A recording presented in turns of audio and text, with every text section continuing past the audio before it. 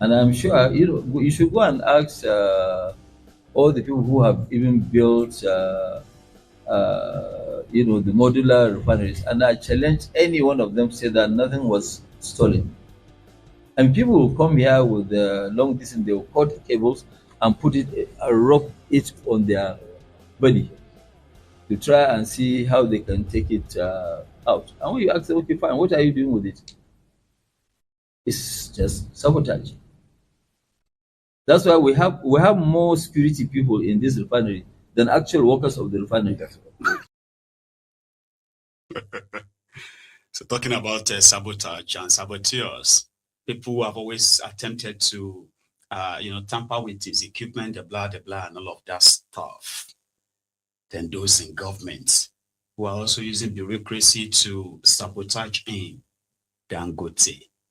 I think he's kind of like managed to learn the art of using the media to whip sentiment, empathy, and the rest of that. When the crisis, it wasn't meant to be a crisis anyway, the face-off between himself and those Pengasson. Remember,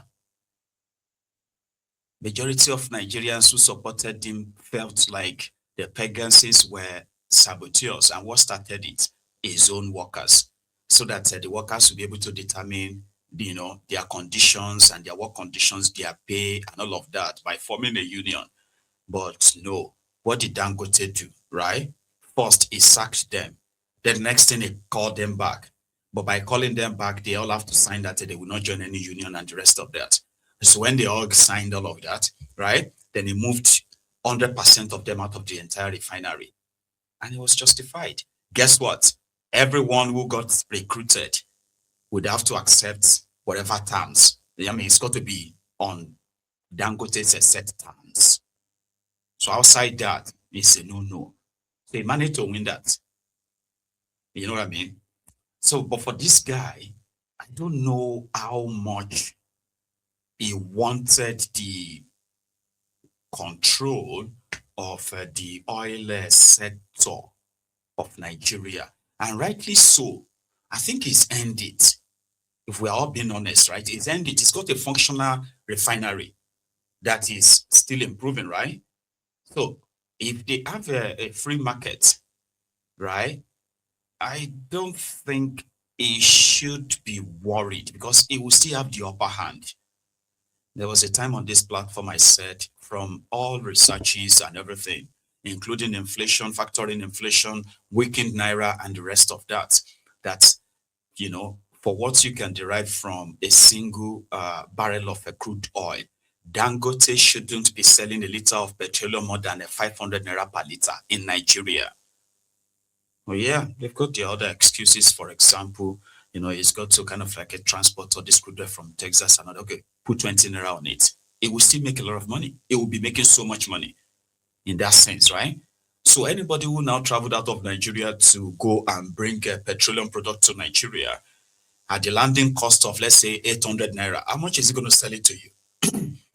You get what I mean? So they're always going to run at a loss. So his move to place 15% on imported fuel, even if he has the capacity to supply the entire Nigeria, is sort of monopolistic in nature, which simply means the moment he killed opposition, he killed, rivals and I wanted to say opposition because it's politics sometimes. Competitors, they call them in business, right? The moment he kills all competition, he will be the only one. So around that time, he can decide how much he is going to sell any of his product to millions of you. And there will be nothing anybody can do about it. Because where are they going to start from?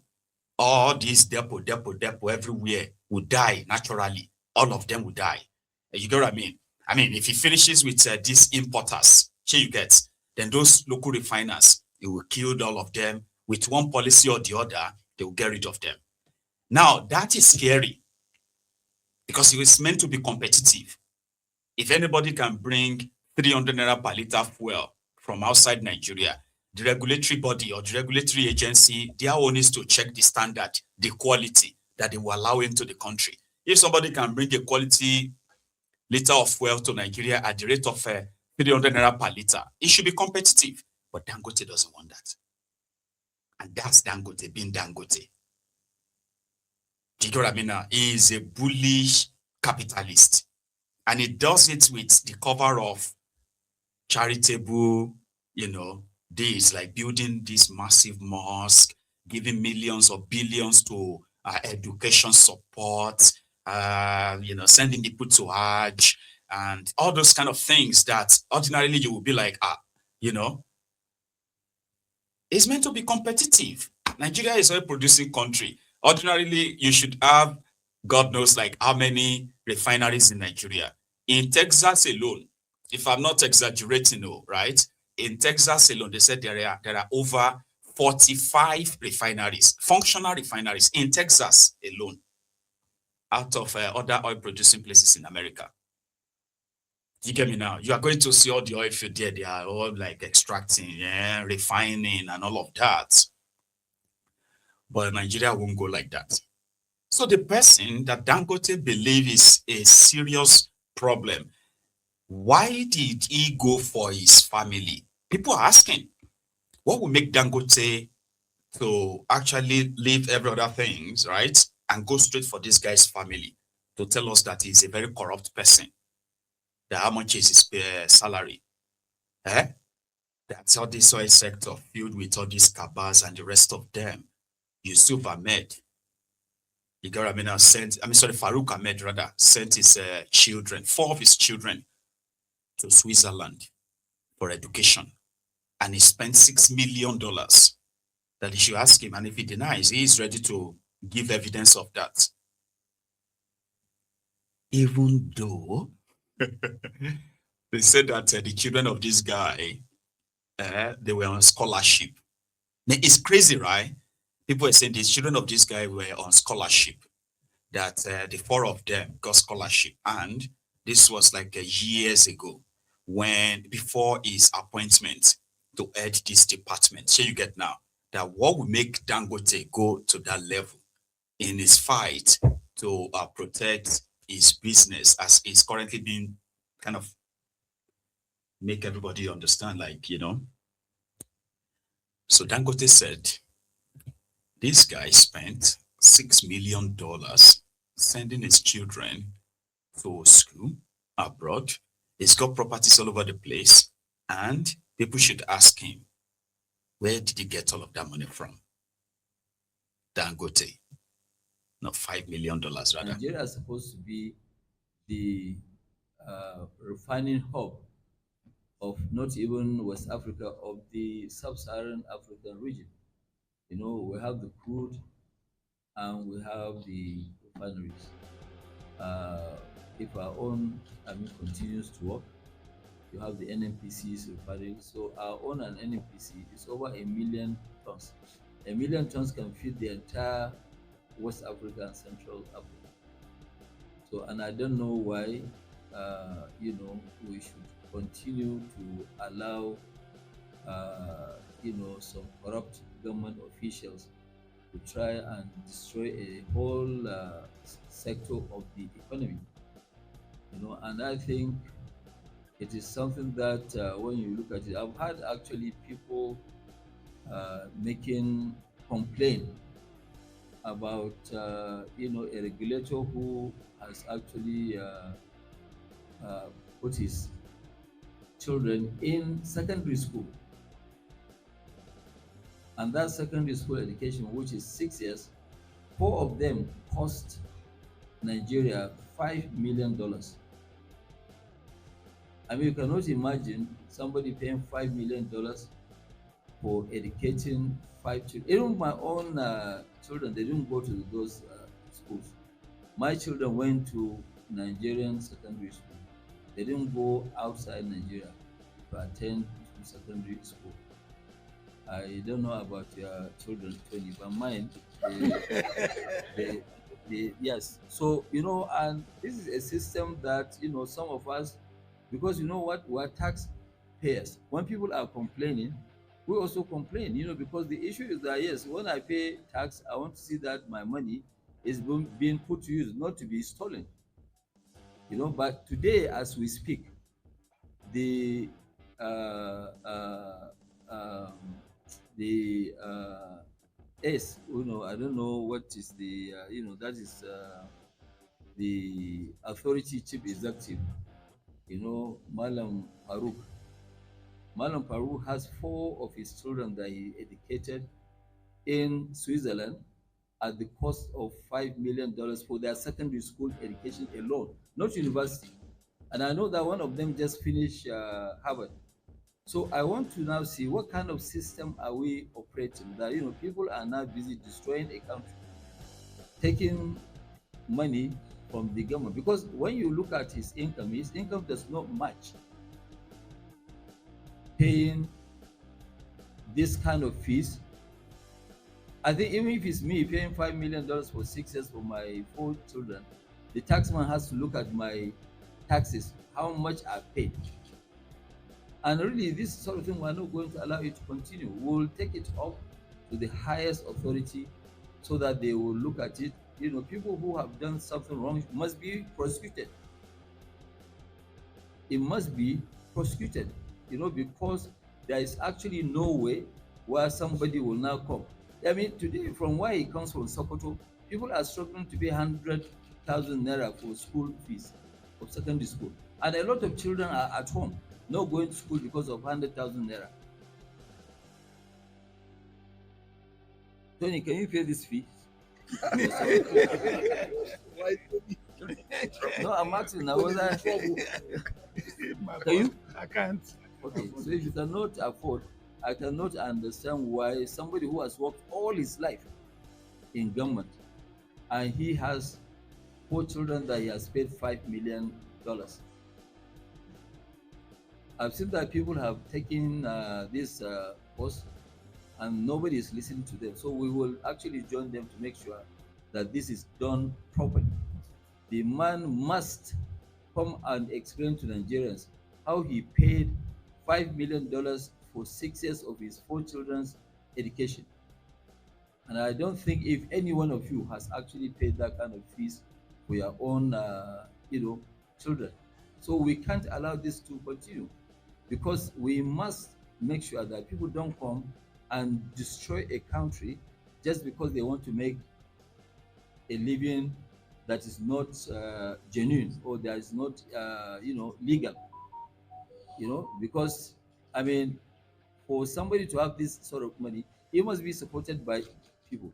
He should come out and tell people how did he make $5 million to educate his children in Switzerland with a cost of $5 million.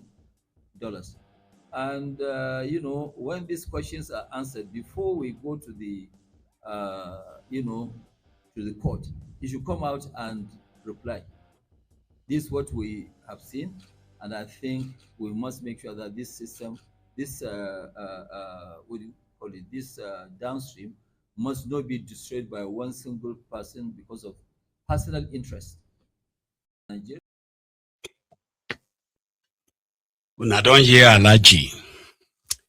Alhaji Dangote, the richest black man on earth. That's quite serious.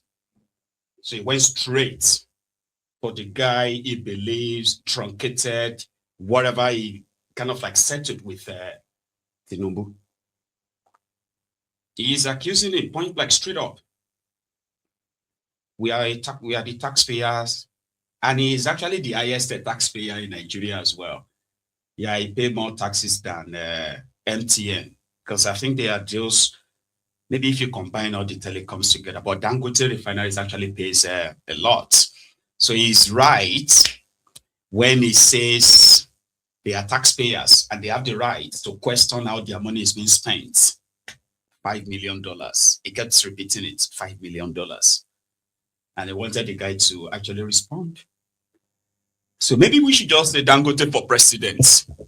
So it can just be the Donald Trump for Nigeria, I think. Yeah.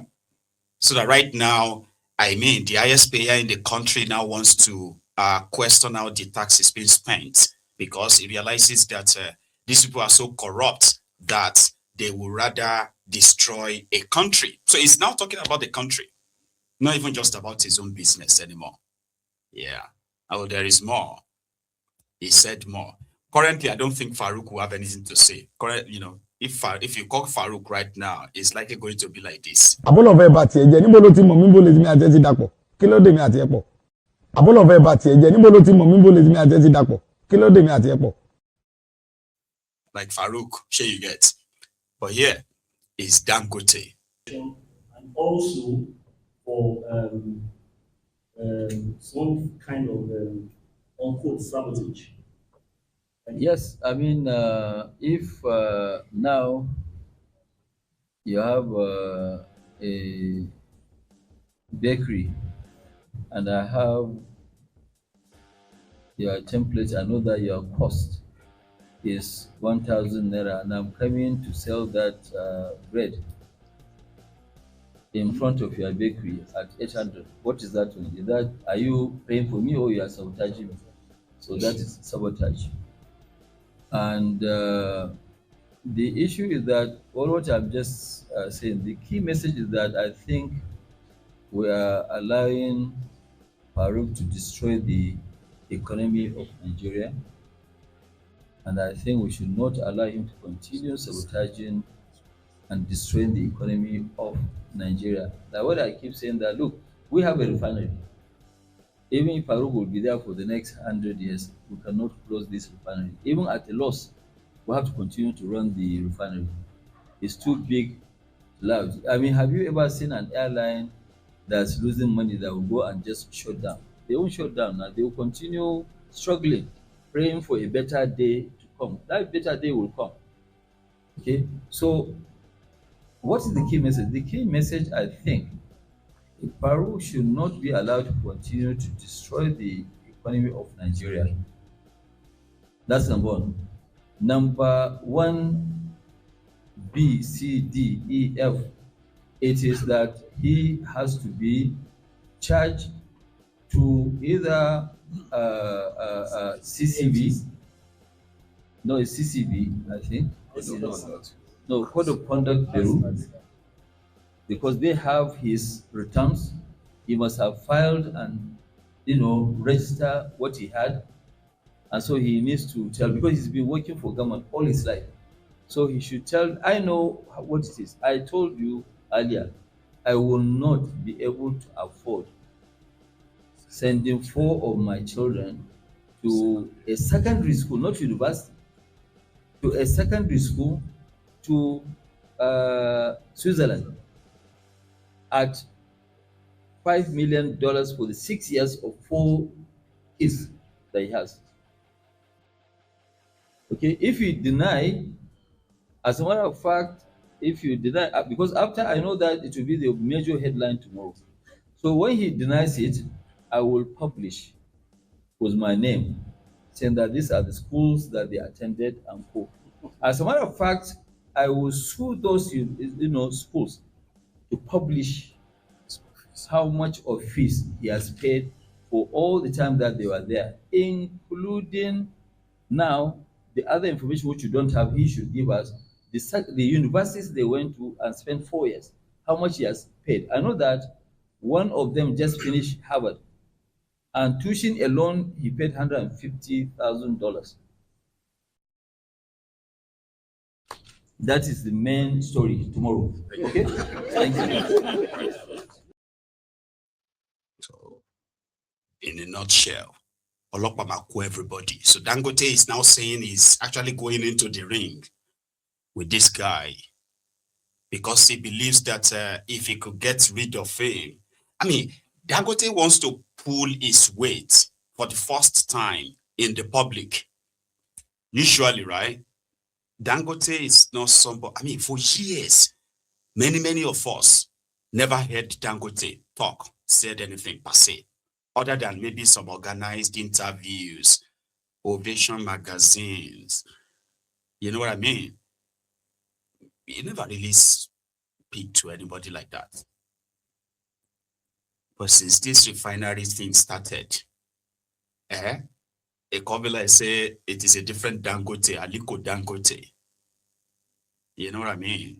He's always pulling his weight behind the scene. People always talk about him. They always talk about his monopolistic things, about his influence, and he never said anything. He won't say anything. But since Tinubu became the president,